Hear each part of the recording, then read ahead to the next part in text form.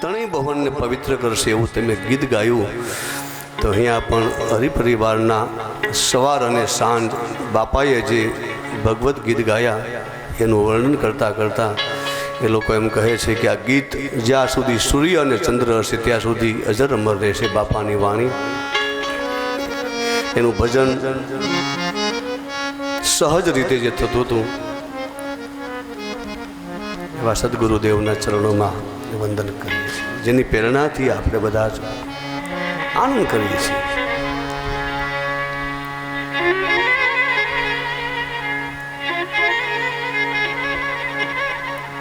મહાત્મ્યની અંદર ભગવાનની વંદના છે. સત ચિત અને આનંદ સ્વરૂપ પરમાત્મા છે. સચ્ચિદાનંદ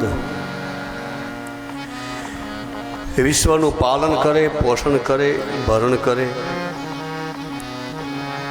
વિશ્વોત્પત્યાદિ હેતવે વિશ્વને ઉત્પન્ન કરે, પોષણ કરે, સહાર કરે. સહાર કરે એટલે અંતકરણના દોષો હોય એને ઉખેડી નાખે, બહાર કાઢી દે. એ સહાર લીધા છે. સહાર કરે એટલે કોઈનું મારી નાખે એવી સહારમાં ન લેવી ભૂમિકા. વિશ્વોત્પત્યાદિ હેતવે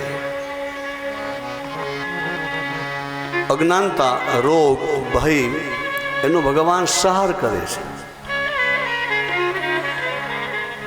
તાપત્રય વિનાશાય શ્રી કૃષ્ણાય વયમ.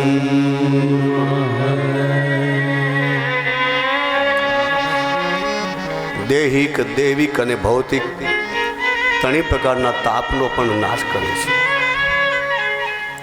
તાપત્રય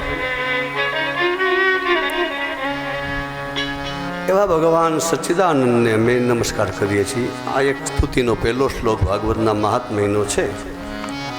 સત ચિત અને આનંદ સ્વરૂપ આ જીવનું પણ છે.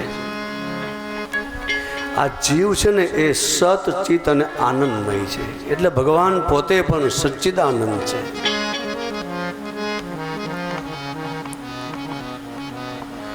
સત્ય હોય ને સત્ય, એનાથી દોષ અનેક માઇલ સુધી દૂર જતા રહીએ. એને દોષ લાગે જ નહીં. સત્યને દોષ હોય જ નહીં. એટલે સત્ય એટલે દોષનો નાશ કરે. ચિત્ત એટલે પ્રસન્નતા. જેનું ચિત્ત પ્રસન્નતાથી ભરેલું હોય ત્યાં દુઃખ ન હોય. સત છે એ દોષને મટાડે. ચિત્ત દુઃખને આવવા ન દે. પ્રસન્નતાથી ચિત્ત ભર્યું હોય એટલે દુઃખ આવે નહીં. અને જ્યાં આનંદ હોય ત્યાં દરિદ્રતા હોય જ નહીં. સુદામાને આનંદ બહુ હતો એટલે દરિદ્રતા દેખાતી નહોતી. જ્યાં આનંદ હોય ત્યાં દરિદ્રતા હોય જ નહીં.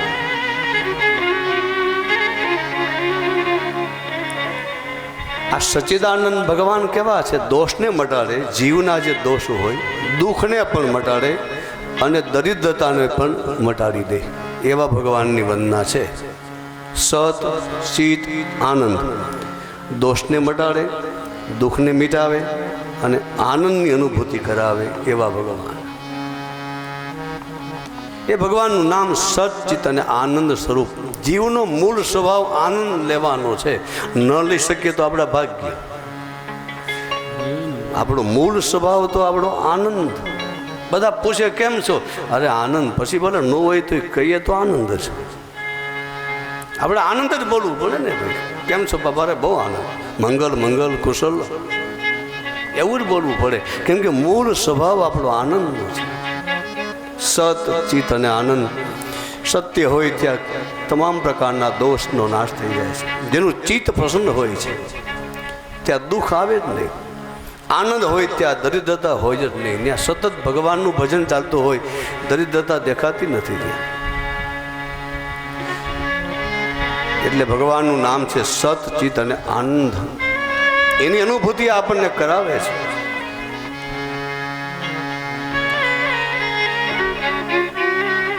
मिटे दोष दुख दारिद दावा मिटे दोष દુઃખ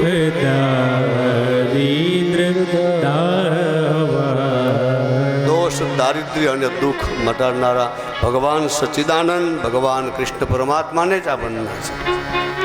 દોષ દુઃખ અને દારિદ્ર્ય એમાં જે તાપ છે, તાપત્રય વિનાશાય.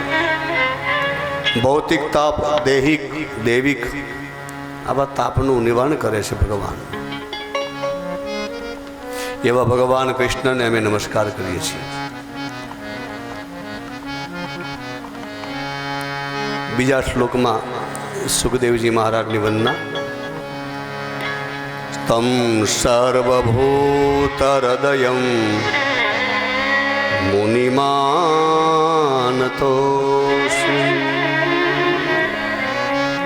તમ સર્વભૂત હૃદયમ, સર્વભૂત પ્રાણીઓના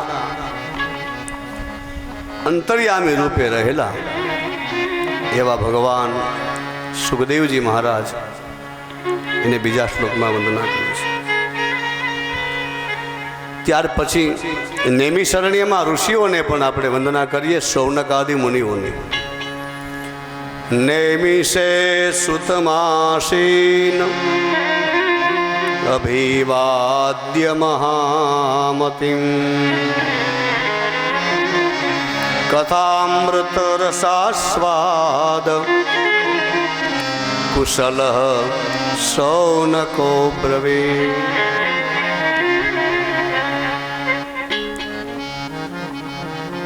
શુદ્ધ પૌરાણિક જે મહામુનિ કયા. નૈમિષે સુતમાસીન અભિવાદ્ય મહામતિ કથામૃત રસાસ્વાદ કુશલ શૌનકો બ્રવે. મહામતિ ભગવાન વ્યાસજીની પાસેથી જેને પુરાણો શ્રવણ કર્યા એનામાં મતિ તો હોય જ ને. પણ અહીંયા તો મહામતિ એવું નામ આપ્યું છે. મતિ, સુમતિ અને મહામતિ. મતિ પણ હોય છે, ઘણામાં સુમતિ હોય છે, પણ ઘણામાં મહામતિ હોય છે. મહામતિ એને જ કહેવાય કે સર્વમાં ભગવાન મહાન છે એવી જેની મતિ હોય છે એનું નામ છે મહામતિ. બુદ્ધિ ગમે એટલી દેખાતી હોય પણ એમની મતિ જો ભગવાનમાં ન હોય તો એ મંદમતિ છે. બુદ્ધિ ગમે એટલી મહાન હોય પણ આપણી મતિ ભગવાનમાં સમર્પિત ન હોય, આપણી મતિ પ્રભુને શરણે સમર્પિત ન થઈ હોય તો એ મંદમતિ છે.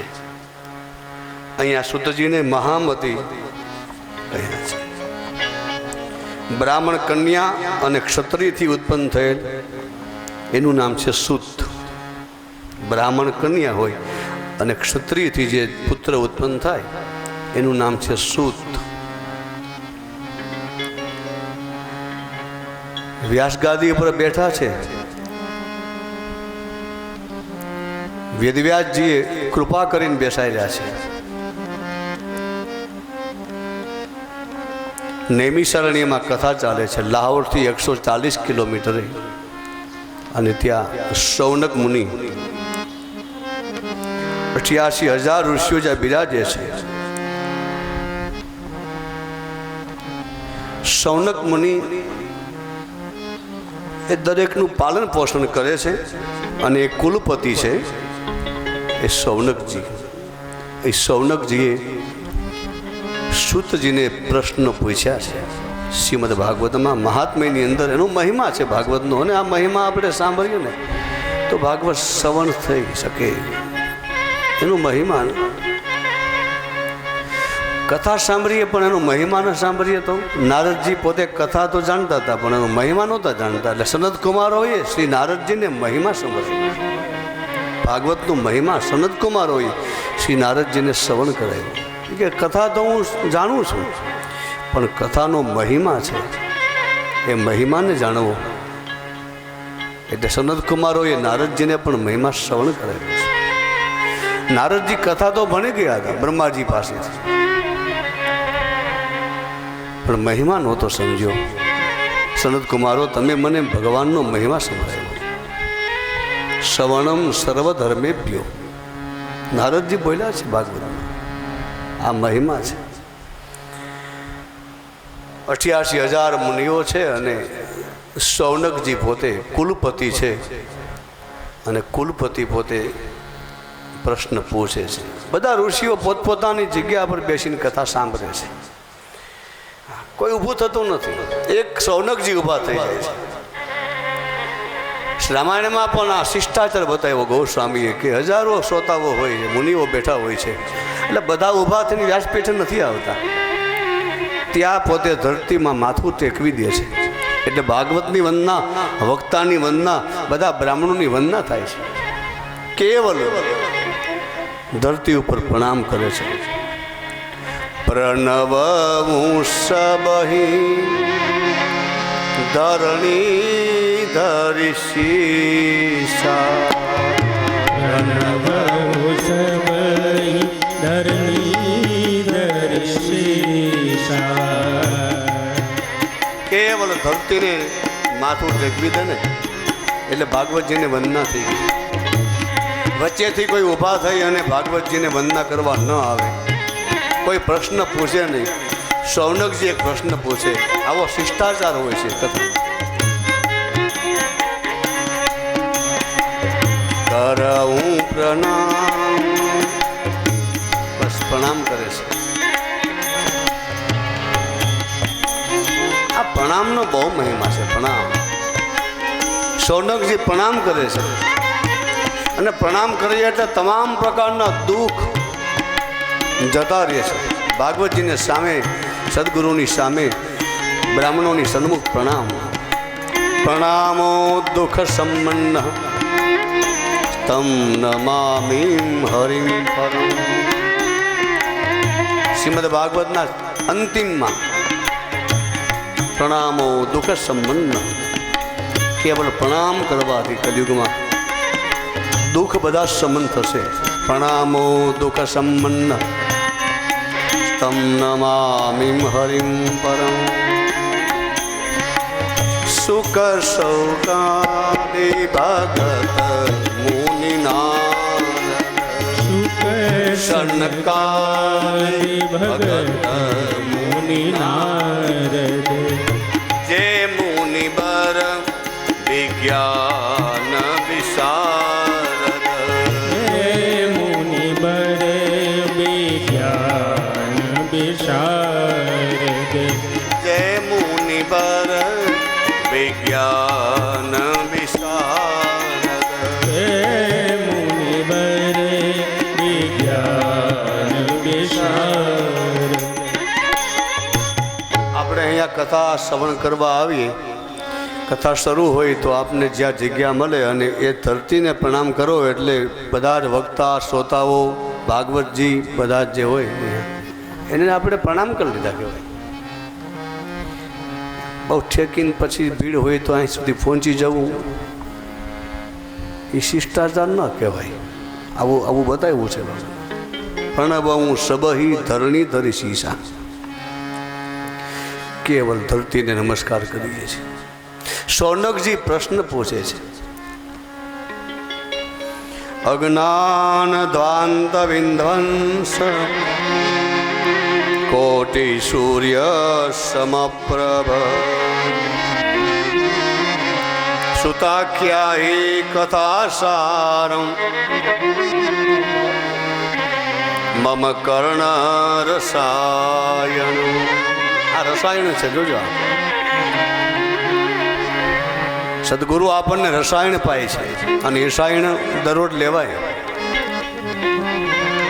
રસાયણ છે, અમૃત છે, ઔષધિ છે. મમ કર્ણ રસાયણમ.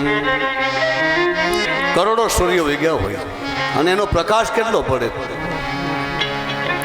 હે સૂતજી, અમારા કાનને પવિત્ર કરે એવી કથા સંભળાવો. મમ કર્ણ રસાયણમ.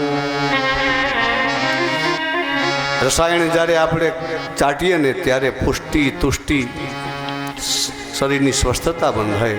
એમ ભગવાનની કથા એ રસાયણ છે. પણ એવી રીતે અમને રસાયણ આપો કે એમાં પહેલો શબ્દ અહીંયા વાપર્યો એનું નામ છે ભક્તિ. આ ભાગવતમાં પહેલી વાર આ શબ્દ આવ્યો અહીંયા ભક્તિ જોઈ છે. શરૂઆતમાં પહેલા ભક્તિ આવી છે. ભક્તિ જ્ઞાન વિરાગાપ્તો વિવેકો વર્ધતે મહા માયા મોહ નિરાશશ્ચ વૈષ્ણવે ક્રિયતે કથમ ઇહ ઘોરે કલો પ્રાયો જીવશ્ચાસુરતાં ગત ક્લેશાક્રાંતસ્ય તસ્યેવ શોધને કિં પરાયણં શ્રેયસાં યદ્ભવશ્રેયઃ પાવનાનાં ચ પાવનં કૃષ્ણ પ્રાપ્તિ કરમ સસ્વત સાધનમ તદ્વદાધુના ચિંતામણિ લોકસુખમ સુરદ્રુઃ સ્વર્ગ સંપદમ પ્રેષ્યતિ ગુરુઃ પ્રીતો વૈકુંઠમ યોગી દુર્લભમ. પેલો પ્રશ્ન પૂછ્યો, અમને કથા સાર સંભળાવો. આખી કથા સંભળાવવાની જરૂર નથી, પણ એમાંથી રહસ્ય એનો સાર અમને આપો. એક એક અધ્યાયમાં તો ઘણું ઘણું આપ્યું હોય તો 7 દિવસમાં પૂરું નહીં થાય. એમાંથી સાર લૌકિક વાતો સાંભળી અને ગમે ન ગમે તો અમારા કાનને પણ કથાનો સાર મળ્યો નથી. મહારાજ કથા સાર આપો, અને કાન તૃપ્ત ન થાય, સાંભળ્યા જ કરે. શ્રીમદ ભાગવતમાં લખ્યું છે, યશ શૃણવતામ રસજ્ઞાનામ સ્વાદુ સ્વાદુ પદે પદે સ્વાદુ સ્વાદુ પદે પદે યશ શૃણવતામ રસજ્ઞાનામ. કથા કરીએ એટલે પેલા રસ આવવો જોઈએ. વક્તાના મુખમાં પેલા જીભમાં રસ આવે, હૃદયમાં રસ આવે, પછી એના કંઠમાં આવે, પછી જીભમાં આવે, અને વક્તા પોતે રસ લે અને પછી શ્રોતાને આપે છે. વક્તાને જો રસ ના આવે તો સમજવાનું કે હજી કથા ઘણી દૂર છે અને કથા છુપાઈ જાય છે એનાથી.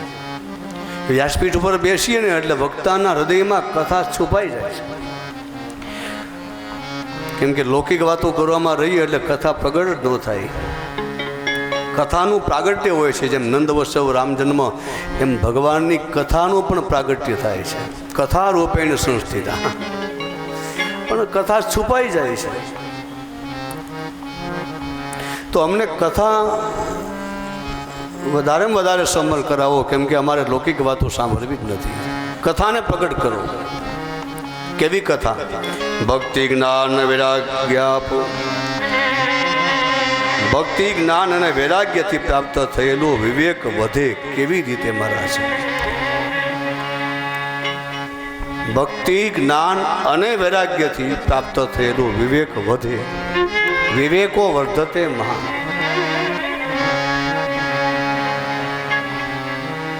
ભક્તિ જ્ઞાન અને વૈરાગ્ય એને મેળવવા તો બહુ કઠિન છે,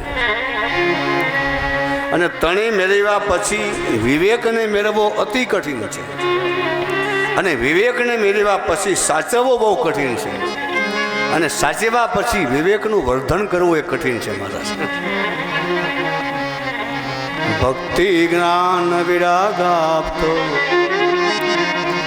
વિવેકો વર્ધતે. વિવેકનું વર્ધન કરવું બહુ કઠિન છે મહારાજ, એ અમને સંભળાવો.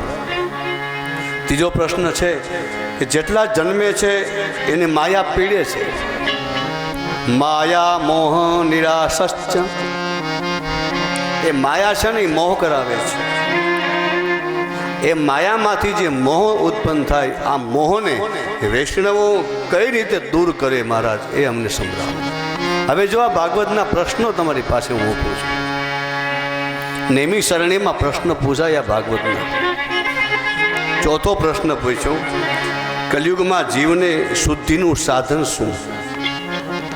ક્લેશાક્રાંતસ્ય તસ્યૈવ શોધને કિમ પરાયણો. પાંચમો પ્રશ્ન પૂછ્યો, પરમ કલ્યાણકારી સાધન શું? કલ્યાણ તો અનેક પ્રકારે દેખાય છે મારા, પણ સૌનું સર્વ રીતે કલ્યાણ કરે તેવું મારા સાધન શું? છઠ્ઠો પ્રશ્ન પૂછ્યો, પરમ પાવન વસ્તુ કઈ? પાવના નામ ચ પાવનમ. ગંગાજી પવિત્ર છે, ગંગા દરેકને પવિત્ર કરે છે, પણ એ ગંગાને પવિત્ર કરે. ભાગીરથી ગંગા પવિત્ર કહેવાય, ગંગા જળ પવિત્ર કહેવાય. તો ગંગાજીને પવિત્ર કરે મહારાજ એવી કોઈ ચીજ? પાવના નામ ચ પાવનમ. પવિત્ર તો અનેક હોય છે, પણ સૌને સર્વ રીતે પાવન કરે એવી કોઈ ચીજ હોય તો મહારાજ બતાવો ને. ભગવાન કૃષ્ણને મેળવી આપે એવું સાધન બતાવો. જો આ ભાગવતનો પ્રશ્ન છે, ભગવાન કૃષ્ણને મેળવી આપે એવું સાધન. કૃષ્ણ પ્રાપ્તિ કરમ શાશ્વત સાધન હોવું જોઈએ. સાધનમ તદ્વદાધુના. ભગવાન કૃષ્ણની પ્રાપ્તિ કરી આપે એવું સાધન બતાવો મહારાજ. ચિંતામણી મળે તો તમામ પ્રકારના સુખ પ્રાપ્ત થાય. કામધેનુની પ્રાપ્તિ થઈ જાય તો વૈભવની પ્રાપ્તિ થઈ જાય, સ્વર્ગની પ્રાપ્તિ થઈ જાય. પણ તમે અમારા ગુરુ છો અને ગુરુની જેને પ્રાપ્તિ થઈ જાય એને તો યોગીઓને વૈકુંઠ પણ દુર્લભ. એવા વૈકુંઠના દર્શન સદગુરુની કૃપાથી કરાવી શકો મહારાજ. તમે અમારા ગુરુ છો. પ્રયચ્છતિ ગુરુ પ્રીતો વૈકુંઠમ યોગી દુર્લભ. યોગીઓને દુર્લભ છે વૈકુંઠ. એવા સદગુરુ જ્યારે સાંભળે છે ત્યારે જે યોગીઓને વૈકુંઠ ન મેળવે એવા સદગુરુ વૈકુંઠની પ્રાપ્તિ કરાવી શકે મહારાજ. અમને આવી કથા સમજાવી. સતયુગમાં ધ્યાન હોય છે, ત્રેતાયુગની અંદર યજ્ઞ હોય છે, દ્વાપરની અંદર ભગવાનની સેવા હોય છે, કલયુગમાં કીર્તન હોય છે. આ ચારેય યુગના સાધનો હોય છે. કાલાનું કાલ બધા ફલ આપે, પણ ભગવાનને મેળવવામાં ચારમાંથી કોઈ પણ યુગ હોય છતાં સાધનમાં ફેરફાર ન કરવો પડે. માત્ર એક જ સાધનથી ભગવાન હરિ પસંદ થાય એવું કયું સાધન છે મારા? એમને બતાવો. આ પ્રશ્નોનો ઉત્તર શુદ્ધ પુરાણિક જે આપ્યો એક શ્લોકમાં આપ્યો. પ્રશ્ન ઘણા પૂછે ઘણા, પણ મહામતી એને કહેવાય કે બહુ લાંબા પ્રશ્નો પૂછે અને સૂત્રાત્મક એક જ શ્લોકમાં જવાબ આપે. આનું નામ છે મહામતી. પ્રશ્ન પૂછે એટલે બહુ લાંબો જવાબ. ઘણા પ્રશ્ન બહુ શોર્ટ પૂછે, બહુ ટૂંકમાં પૂછ્યો હોય નાનો એવો, પણ જવાબ દેવાવાળા બહુ મોટો પ્રશ્ન કરી નાખે. પ્રશ્ન બહુ નાનો હોય. અહીંયા પ્રશ્નોની બહુ શરૂઆત કરી, બહુ પ્રશ્ન પૂછ્યા, 7 પ્રશ્નો છે અહીંયા, પણ જવાબ તો એને એક જ શ્લોકમાં આપી દીધો. આનું નામ છે મહામતી. એક શ્લોકમાં જવાબ આપ્યો મહારાજ. ભગવાનની પ્રાપ્તિ કરવી હોય, પાવન થવું હોય, કલયુગમાં શુદ્ધ થવું હોય, માયામાંથી જે મોહ જાગે આ મોહમાંથી તરી જવું હોય, ભક્તિ જ્ઞાન વૈરાગ્યની પ્રાપ્તિ કરવી હોય તો એના માટે એક જ શ્લોકમાં જવાબ આપ્યો છે. શ્રીમદ ભાગવતમ શાસ્ત્રમ કલોકિરેણ ભાષિતમ. બહુ ટૂંકમાં જવાબ આપ્યો. શ્રીમદ ભાગવતમ શાસ્ત્રમ. આ શાસ્ત્ર છે. કલોકિરેણ ભાષિતમ. કિરેણ એટલે પોપટ. કિરેણ પોપટ. સુખદેવજીના મુખમાંથી જે આ એક શ્રીમદ ભાગવત જે પરીક્ષિત મહારાજે શ્રવણ કર્યું, કેવલ ભાગવત. તો મહારાજ આ ભાગવતની પ્રાપ્તિ કેવી રીતે થાય?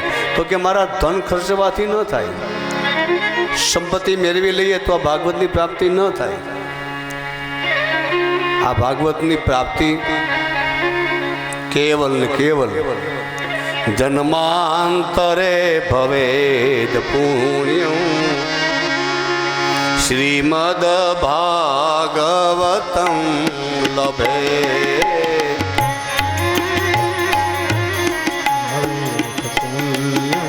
શ્રીમદ ભાગવતમ લભે જન્માંતરે ભવેત પુણ્યમ શ્રીમદ ભાગવતમ લભે જન્માંતરે ભવેત શ્રીમદ ભાગવતમ લભે શ્રીમદ ભાગવતમ લભે શ્રીમદ ભાગવતમ લભે જન્માંતરે એક જન્મ લઈએ ભાગવતની પ્રાપ્તિ ન થાય કદાચ બીજા અવતારમાં ન થાય પુનરપી જનનમ પુનરપી મરણમ પુનરપી જનની જઠરે શયનમ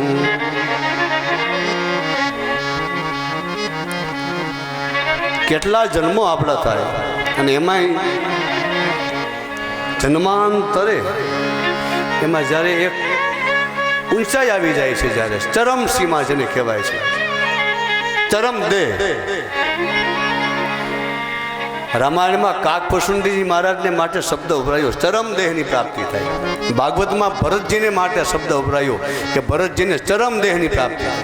એક જન્મ વીતી ગયો, બીજા જન્મમાં મૃગલાનો અવતાર અને ત્રીજા અવતારમાં એને ચરમ દેહની પ્રાપ્તિ થઈ. બ્રાહ્મણને ઘરે અવતાર મળ્યો. કાકપશુંડી કે મારા કેટલા અવતારો પ્રાપ્ત અને હવે એને ચરમ દેહની પ્રાપ્તિ. બ્રાહ્મણનું શરીર મળે ચરમ દેહ છે. ઊંચાઈ ઉપર જ્યારે આવીએ ને ત્યારે છે બહુનામ જન્મનામ અંતે, બહુનામ જન્મનામ અંતે ભગવદ્ ગીતા, ભગવાનની પ્રાપ્તિ, શ્રીમદ ભાગવતની પ્રાપ્તિ. આપણા કેટલા અવતારો આની પહેલાં જતા રહ્યા હોય છે અને પછી જ્યારે ચરમ દેહની પ્રાપ્તિ થાય અને પુણ્યથી આ ભાગવતની પ્રાપ્તિ થાય ત્યારે વિવેકની આંખો ખુલે છે. આંખો તો હોય જ પણ વિવેક ન હોય. માતા દેવહૂતિએ કપિલ ગીતામાં કહ્યું છે ભગવાન કપિલને સચક્ષુર સચક્ષુર જન્મનામ અંતે, મને આજે સચક્ષુની પ્રાપ્તિ થઈ. અત્યાર સુધી આંખો તો હતી પણ સચક્ષુ નહોતા મળ્યા મને બેટા, આજ મને સચક્ષુની પ્રાપ્તિ થઈ. દેવોને દુર્લભ છે આ ભાગવત કથા, દેવોને પણ દુર્લભ છે. સુરાણામ અપી દુર્લભ, દેવતાઓને દુર્લભ છે. સ્વર્ગે સત્ય છે વૈકુંઠે, ક્યાંય ભગવત કથા નથી, કેવળ ધરતી ઉપર જ ગવાય છે. અમૃતનો કુંભ લઈને આવ્યા છે દેવતાઓ. આ અમૃત છે તમે પરીક્ષિત મહારાજને પીવડાવી દો, કથા અમૃત તમને આપો. ત્યારે સુખદેવજી મહારાજે કહ્યું ક્વ કાચ ક્વ મણી મહાન, ક્યાં કાચનો એક ટુકડો અને ક્યાં મણી. ભગવત કથા એ તો અમૃત છે અને એ અધિકારી જીવ છે એને પ્રાપ્તિ થાય છે. જન્માંતરે ભવેદ પુણ્યમ. એ ભાગવત કથા દેવર્ષિ નારદજીએ શ્રવણ કરી. ધરતી ઉપર વિચરણ કરે છે દેવર્ષિ નારદ. ઘણા ઘણા તીર્થોમાં વિચરણ કર્યું. ભાગવતમાં કથા છે મહાત્માની અંદર. અહમ તો પૃથ્વીમ યાતો નાત્વા સર્વોત્તમામિતિ પુષ્કરમ ચ પ્રયાગમ ચ કાશીમ ગોદાવરીમ તથા હરિક્ષેત્રમ કુરુક્ષેત્રમ શ્રીરંગમ સેતુબંધનમ એવમાદિષુ તીર્થેષુ બ્રહ્માણ ઇતસ્તતઃ. આમ કલિયુગના દોષ જોતા જોતા નારદજી પોતે હરિક્ષેત્ર, કુરુક્ષેત્ર, પુષ્કર, પ્રયાગ ત્યાં બધે જ વિચરણ કરે છે. આમ કરતા કરતા યામુનમ તતમાપન્નો યત્ર લીલાર હરે રભો, યમુના કિનારે આવ્યા છે અને ત્યાં ભગવાનની લીલા જ્યાં થઈ છે ત્યાં એક આશ્ચર્ય જોયું દેવર્ષિ નારદ શ્રી યમુનાજીના કિનારે અનેક સ્ત્રીઓ બેઠી છે. તેમની વચમાં એક યુવતી હતી. એ યુવતી ખિન્ન હતી. ખિન્ન માનસા એવો શબ્દ લખ્યો. ખિન્ન માનસા, ખિન્ન.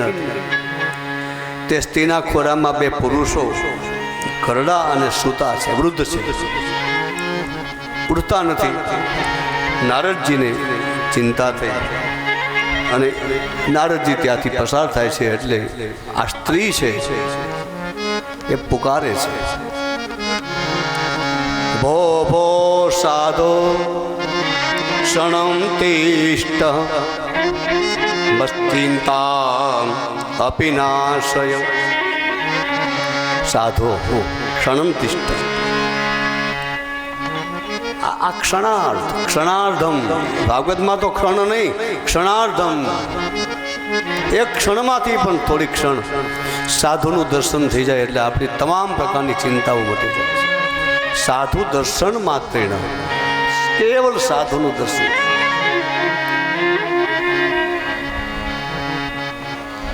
આ સ્ત્રીએ એમ કહ્યું દેવર્ષિ નારદજીને કે તમારું દર્શન થાય છે, તમારા કેવલ સુવાક્યો દ્વારા તમે બોલો છો ને ત્યાં મારા દુઃખ બધા દૂર જતા રહે છે. અહીંયા એવું કહે છે ભક્તિદેવ, સાધુનો શબ્દ, સાધુનું વાક્ય જ મારા તમારા દુઃખ દૂર કરી દે છે. બહુધા તવ વાક્યેન દુઃખ શાંતિ ભવિષ્યતિ. આનું નામ સાધુ. બહુધા તવ વાક્ય ન, કેવલ સાધુનું વાક્ય, સંતનું કેવલ વાક્ય વચનામૃત સંસારી જીવના દુઃખ દૂર કરી દે. એને સંત સમજવા, એને ગુરુ સમજવા, એને કશી જ વિધિ ન કરવી પડે, એને લૌકિક કોઈ પણ વિધિ કરવી પડતી નથી. સંતનું વાક્ય કેવલ બહુધા તવ વાક્યેન દુઃખ શાંતિ ભવિષ્યતિ.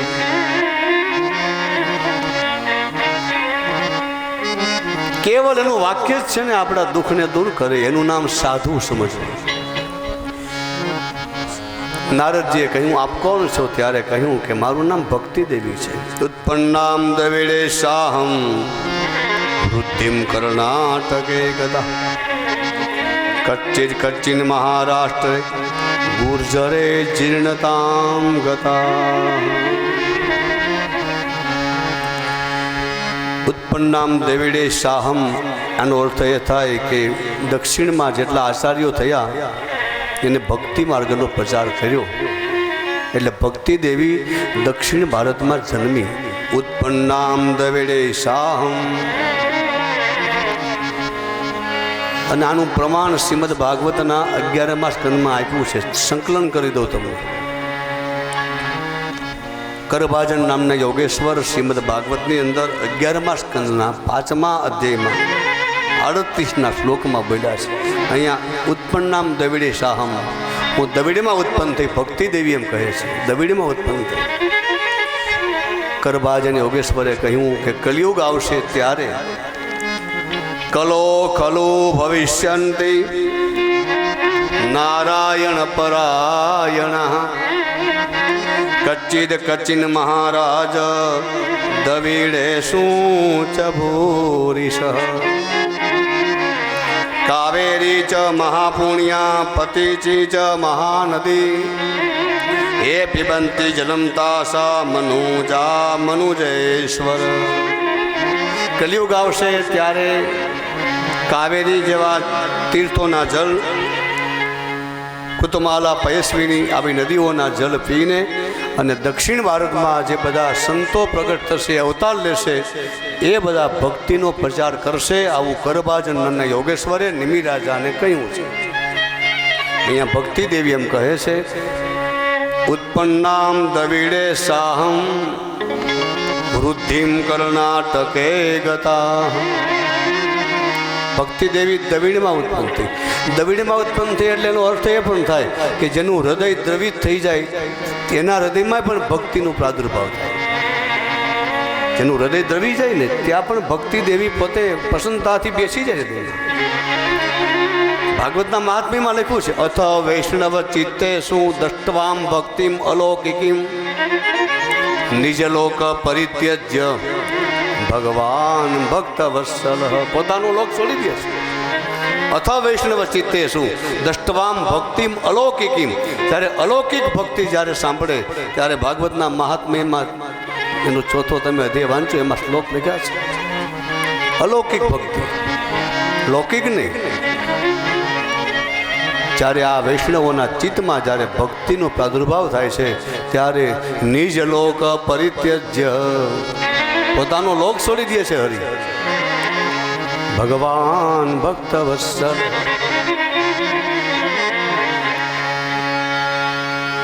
નારદજી જ્ઞાન વૈરાગ્યને જગાડે છે, જાગ્યા નથી. ભક્તિ દેવી નારદજીની સ્તુતિ કરે છે. જયતિ જગતિ માયા યસ્ય કાયાદવસ્તે વચન રચન મેકં કેવલં ચાકલય ધ્રુવ પદમપિ યાતો યત કૃપાતો ધ્રુવોયમ સકલ કુશલ પાત્રમ બ્રહ્મપુત્રમ નતાસ્મિ. ભક્તિ દેવીએ પ્રાર્થના કરી, સ્તુતિ કરી. બ્રહ્મપુત્ર ધ્રુવપદમપિયાતો, આપના વચનથી ધ્રુવજીને પણ ભગવાનનું સ્થાન પ્રાપ્ત થયું. યસ્ય કાયાધવસ્તે, કાયાધવસ્તે એટલે ક્યાધુના પુત્ર પ્રહલાદજીને પણ આપણા વચનામૃતથી ભગવાનની ભક્તિ સાંભળી છે. ભક્તિ દેવી નારદજીની સ્તુતિ કરે છે. ભક્તિ દેવીને નારદજીએ શિખામણ આપી. શું કહ્યું નારદજી? શ્રી કૃષ્ણ ચરણાંભોજ સ્મર દુઃખં ગમિષ્યતિ. શ્રી કૃષ્ણ ચરણાંભોજ. નારદજીએ કહ્યું, ભક્તિ દેવી ભગવાનને પ્રાણથી પણ પ્રિય છે. ભક્તિ દેવી છે ને એ છાયા રૂપે ભક્તોનું પોષણ કરે છે અને વૈકુંઠમાં મૂળ રૂપે બિરાજે છે. ભૂમો ભક્ત વિપોષાય છાયા રૂપમ ત્વયા કૃતમ. ભગવાને ભક્તિ દેવીને જ્ઞાન અને વૈરાગ્ય નામના બે દીકરાઓ આપ્યા. નારદજીએ પોતાનું દાસત્વ આજે હોડમાં મૂક્યું. ભક્તિ દેવીને કહ્યું કે તમારો પ્રચાર ન કરું તો હું તમારો દાસ નહીં, ઘરે ઘરે પ્રચાર કરીશ. ઘરે ઘરે નહીં, લોકોના હૃદય હૃદયમાં ભક્તિ દેવીનું સ્થાપન કરીશ. આ પ્રચાર નારદજીએ કર્યો છે. તસ્મૈ સ્ત્વામ સ્થાપયિષ્યામિ ગેહે ગેહે જને જને. ઘરે ઘરે સ્થાપન કરીશ. લોકોના હૃદયમાં પણ ભક્તિ દેવીનું સ્થાપન કરીશ.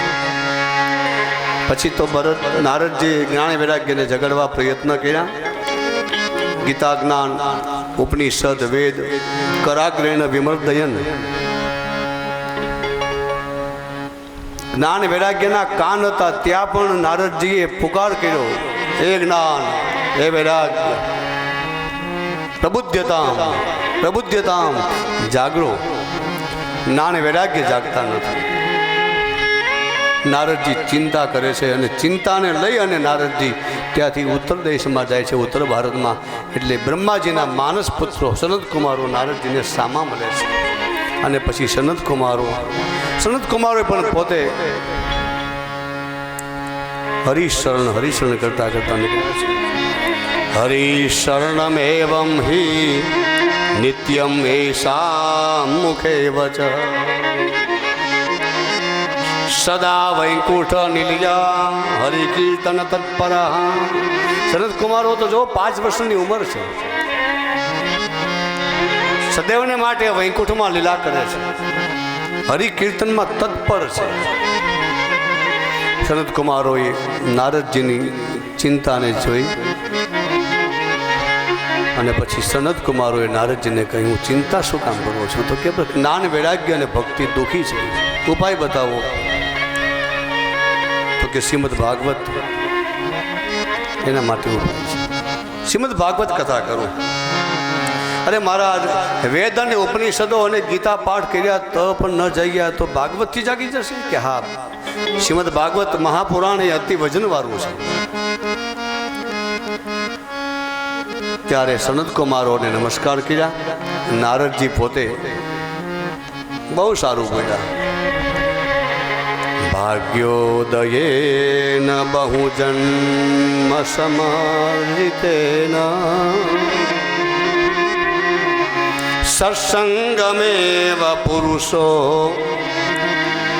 લભતે યદાવે અજ્ઞાન હેતુ કૃત મોહ મદાંત કારણ નાશમ વિદાય હિ તદો જયતે વિવેક. આજ મારો ભાગ્યોદય થયો. નારદજીએ કહ્યું, આજ મારો ભાગ્યોદય થયો. અને ભાગ્યોદય એ કે આજ મને તમારા દર્શન થયા. સનત કુમારો મળ્યા એ ભાગ્યોદય. ભાગ્યોદયેન બહુજન્મ સમર્પિતેન. બહુ જન્મથી હું આજે ફરું છું અને આજ મને તમારા દર્શન થયા અને આજ મને સત્સંગની પ્રાપ્તિ થઈ. અને સત્સંગ દ્વારા તદતો વિવેક અજ્ઞાન હેતુકૃત મોહ મદાંધકારમ ના સંવિદાય તદોદયતે વિવેક. વિવેકની પ્રાપ્તિ થઈ મને. ક્યારે થઈ?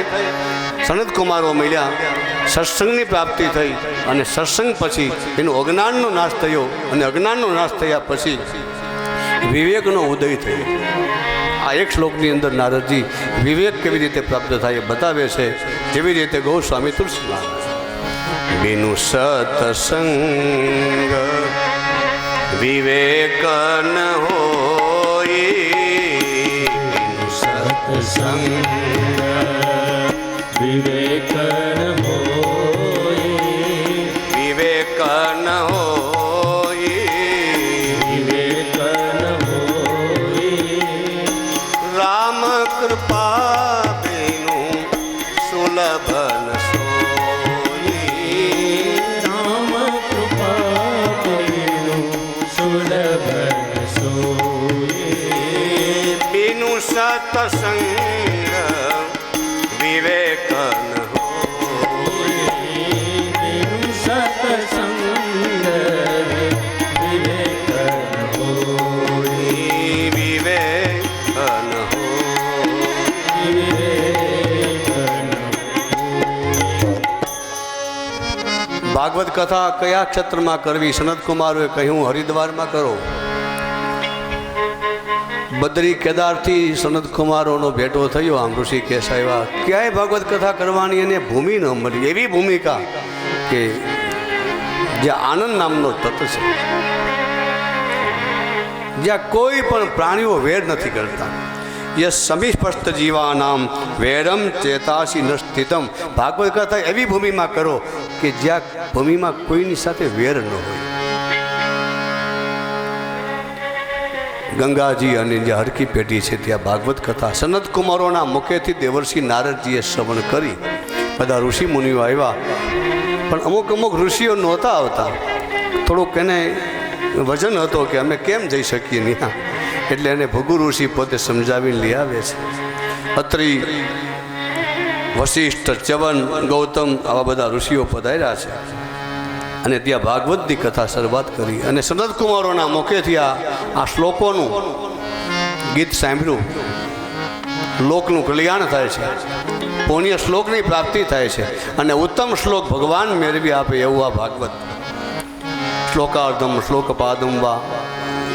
સનત કુમારોએ કહ્યું કે આ ભાગવતના શ્લોક એક પણ પાદ, કેવલ ખાલી એક માત્રામાં આ ભાગવત કથા જ્યાં સનત કુમારોએ કરી ત્યારે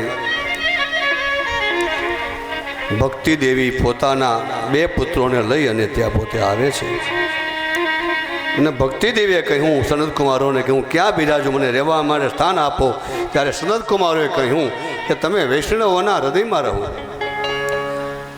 ભક્તે સુગોવિંદ સ્વરૂપ કરતી, વૈષ્ણવોના ભક્તોના હૃદયમાં ભક્તિ દેવી તમે બિરાજો અને તમે તમારા ગોવિંદના જેવું સ્વરૂપ આપજો. પ્રેમ એક ધરતી ભવરોગ હંત્રી, એના ભવરોગને હરી લેજો. સકલ ભુવન મધ્યે નિર્ધનાસ્તે ધન્યા નિવસતી હૃદયેશામ શ્રી હરેર ભક્તિએ કા. ત્રીજા દેહની અંદર ભક્તિ દેવીને રહેવા માટે સ્થાન આપ્યું વૈષ્ણવોના હૃદયમાં. યમુના કિનારે જ્ઞાન વૈરાગ્ય જે વૃદ્ધ હતા એ પણ પોતે દોડીને ત્યાં આવ્યા. ભક્તિ દેવીનું સંકટ ભાગવત કથાથી દૂર થયું. હરકે પેઢી આ કથા થઈ. સનત કુમારોએ નારદજીને શ્રવણ કરાવી. ભક્તિ દેવી પોતે પધાર્યા અને પછી ભગવાન પધાર્યા છે અને ભગવાનનું પદ પ્રાગટ્ય થયું. જય જયકાર થવા લાગ્યો અને ત્યાર પછી એક અધ્યાયની અંદર આત્મદેવ બ્રાહ્મણની કથા આવી. જે કથા ગૌકર્ણ મહારાજ અને ધંધુકારી સાથે જોડાય છે.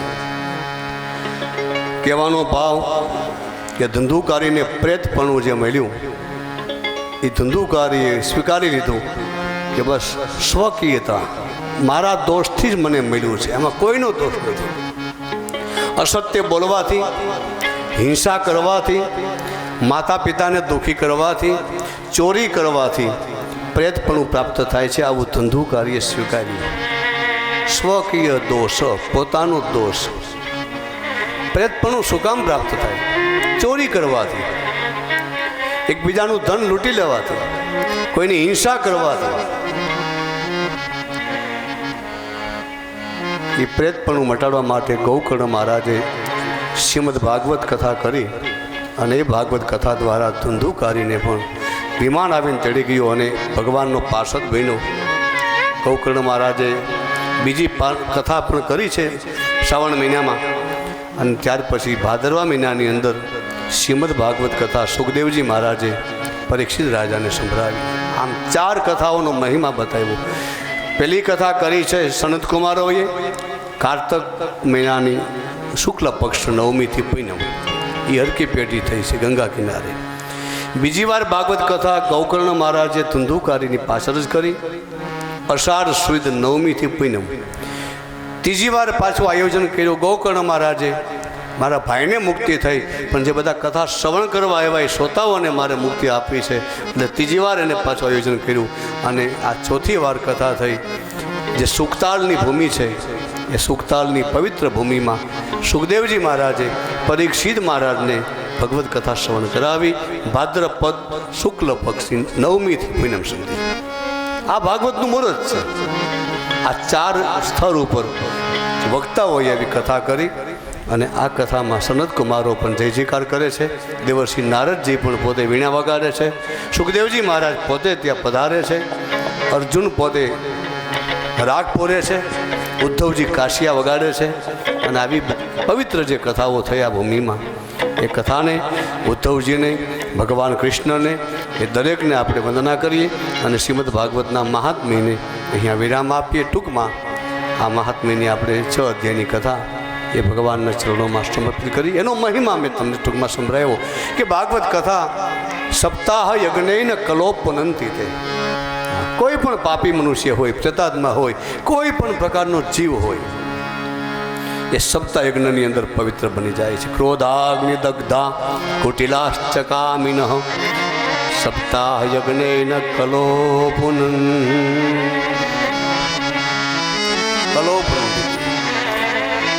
શ્રીમદ ભાગવતના મહાત્મ્યને અહીંયા નિયમ તો બધા આપણે જાણો છો કે ભાગવત કરીએ એટલે કામ, ક્રોધ, લોભ, મોહ, મદ એ વધારે એ નિયમ ઉપર ઊભા રાખું છું. ઉપવાસ થાય, યજ્ઞાનું થાય, 2 ટાણા જમી લેવાય, એનાથી કોઈ પાપ નહીં લાગે. પણ વધારે નિયમ આ આપું કે કામ, ક્રોધ, લોભ, મોહ, મદ, મમતા શરીરમાંથી ધીરે ધીરે 7 દિવસમાં એની માત્રાઓ ઘટી જાય, બસ તો આપણી કથા એ જીવનમાં સાર્થક થઈ શકે. બસ બહુ કામનાઓ.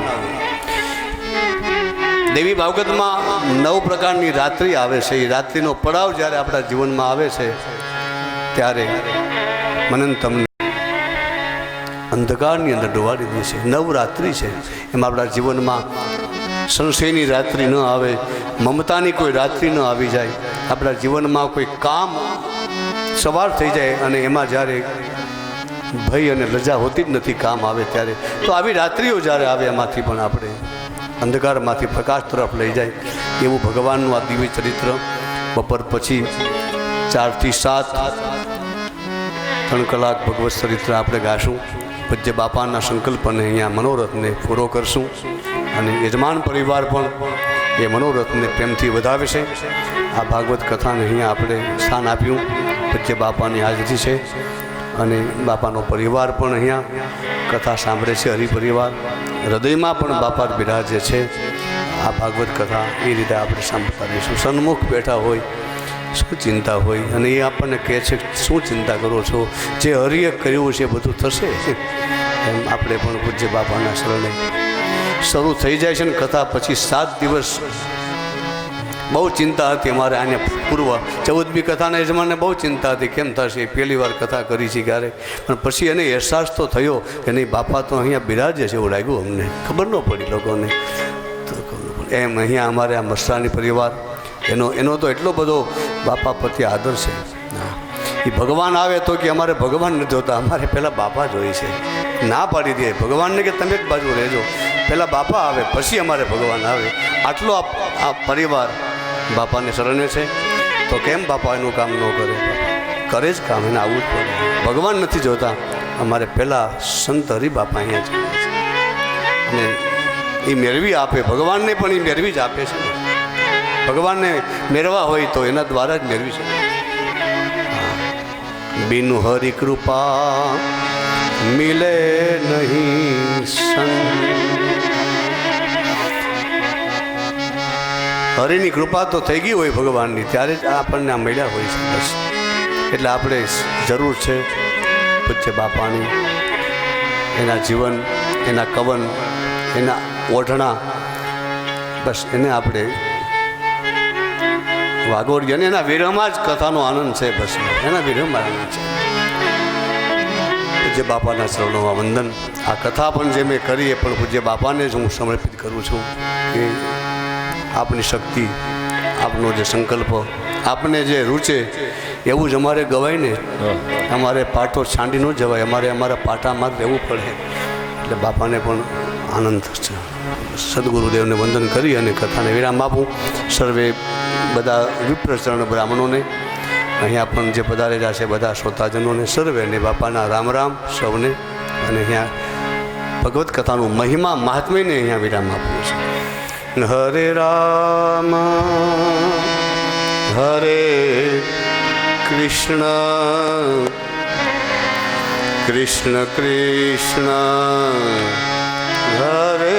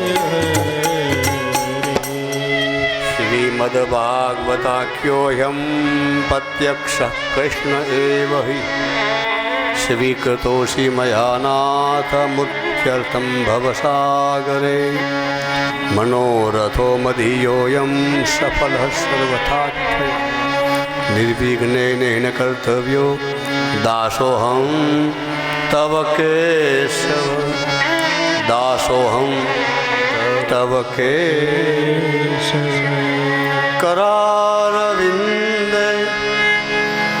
न पदारविन्दम्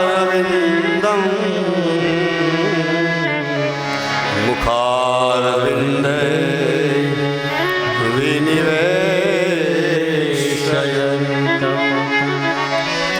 वटस्य पत्रस्य पुटे शयानं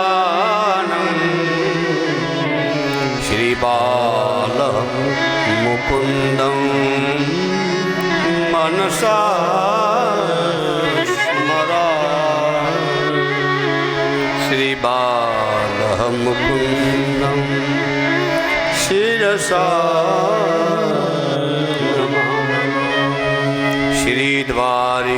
श्रीद्वारिकाधीश बद्रीनारायण भगवान सदगुरु महाराज हरिराम बाबा ओम नमः पार्वती पतये